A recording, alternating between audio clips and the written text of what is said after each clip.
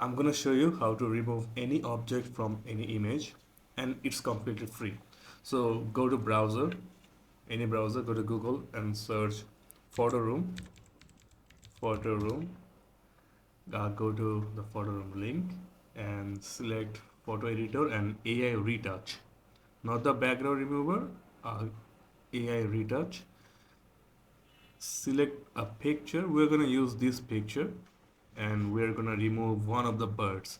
So let's decrease the size. Let's remove this one just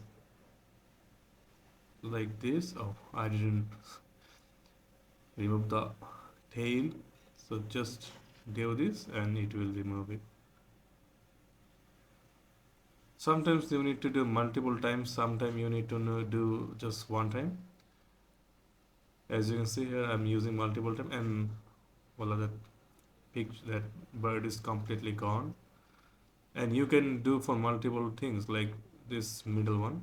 If I want, I can just click it and it will be gone. See, it is gone. And all you have to do is just click on download standard version and it downloaded.